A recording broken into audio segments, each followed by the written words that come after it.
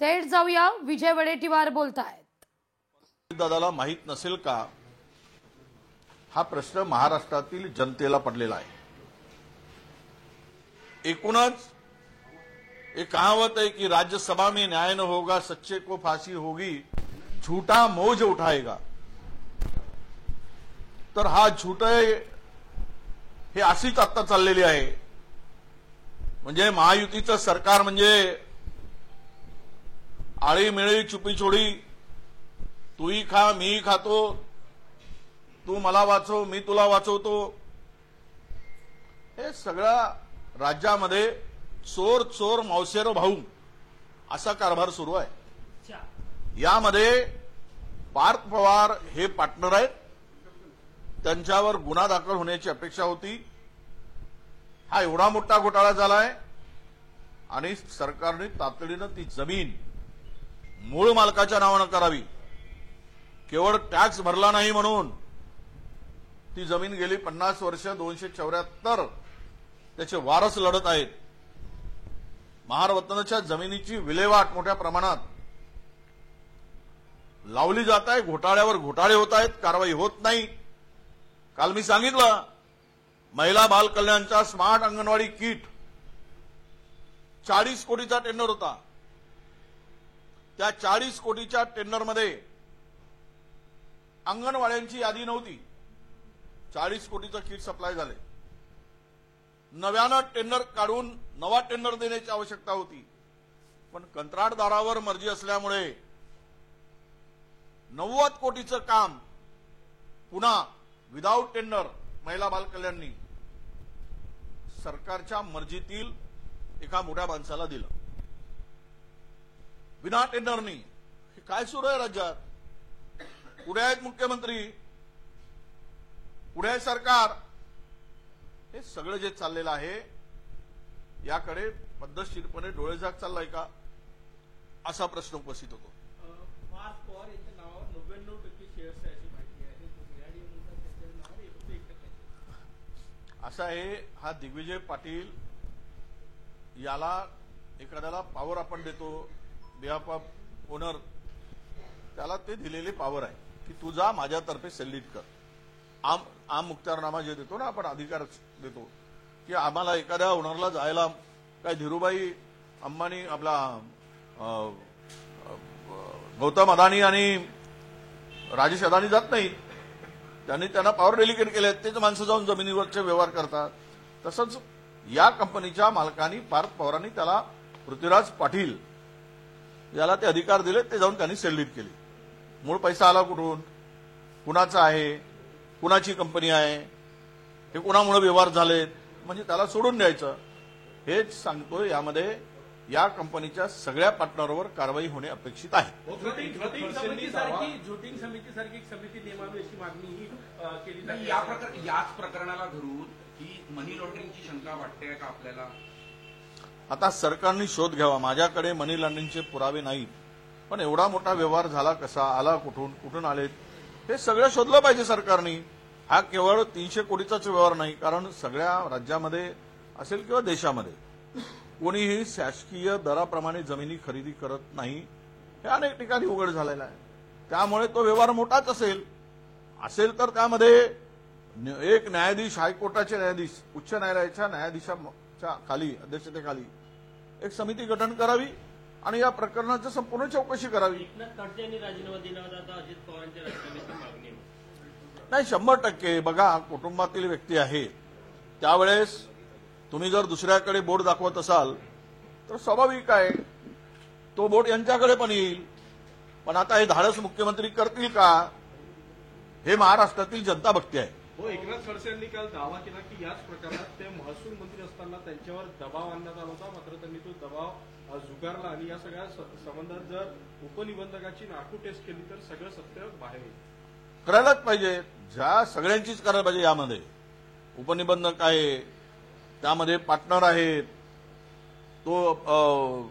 तुमचा तो power of attorney ज्याला दिले तो आहे, महसूल विभाग उद्योग संचालनालय आहे, तिथून फाईल जी गेली स्टॅम्प ड्युटीमध्ये सूट देण्यासाठी, ते महसूल विभागाचे कोण अधिकारी आहेत, या सर्वांचीच नार्को टेस्ट केली तर सत्य उघड होईल।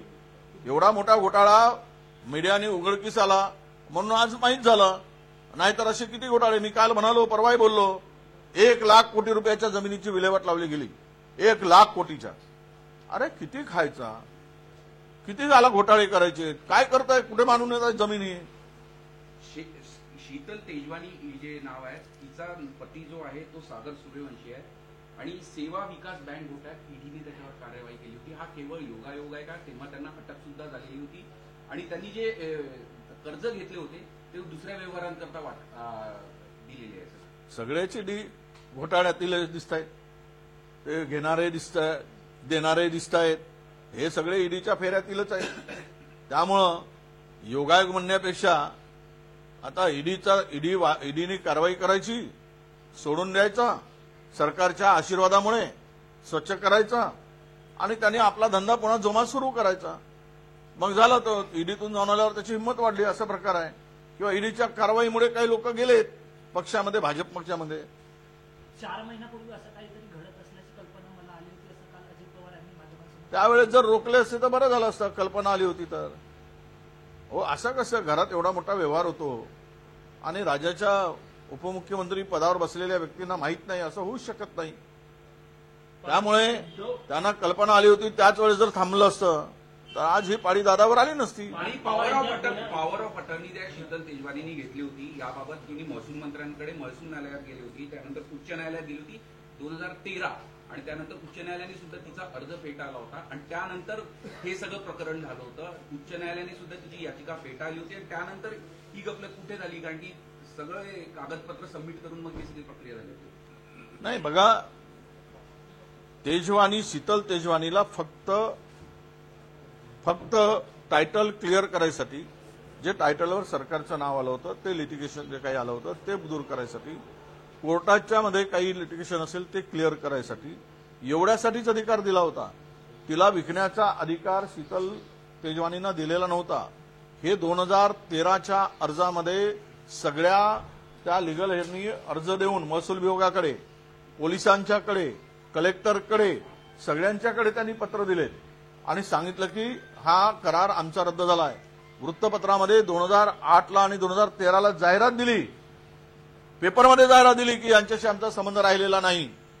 तरी पण ते शीतल तेजवानी जाऊन पार्थ पवार आणि पृथ्वीराज पाटील जाऊन त्याची सेलिट करू शकतात, अमेरिका कंपनीच्या नावाने, LLPच्या नावाने.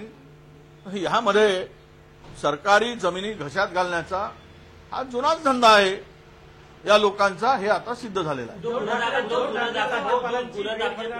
गुन्हा दाखल झालाय त्यामध्ये पार्थ पवार यांना आरोपी करण्यात आला नाही, त्यामुळे कुठेतरी या प्रकरणावर सरकारकडनं पांघरून घालायला सुरुवात झाली. 100% वाचवण्याचा प्रयत्न चाललेला आहे.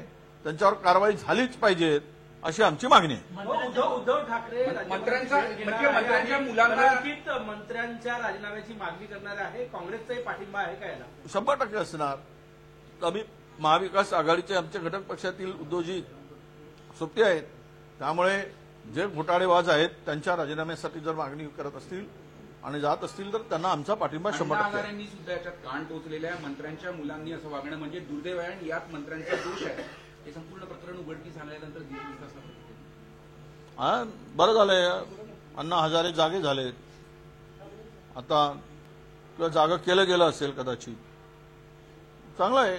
असे जागे होऊन महाराष्ट्रातील या घोटाळेबाजावर नजर ठेवण्याचं काम यापुढे अण्णा हजारे करतील.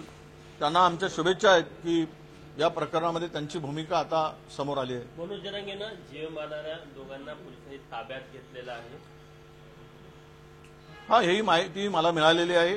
असं आहे की कोणीही या जरांगे पाटील एक समाजाचे काम करणारे कार्यकर्ते, नेते म्हणून उदयास आले आहेत आणि ठीक आहे, मतभेद असू शकतात, लढाई, विचाराची लढाई लढली पाहिजे, पण कुणाच्या जीव घेण्यापर्यंत किंवा जीवावर उठण्यापर्यंत जर कोणी करत असेल तर ते मात्र या महाराष्ट्राच्या एकूण आतापर्यंतच्या एकूण राजकीय याला हे शोभेचं नाही.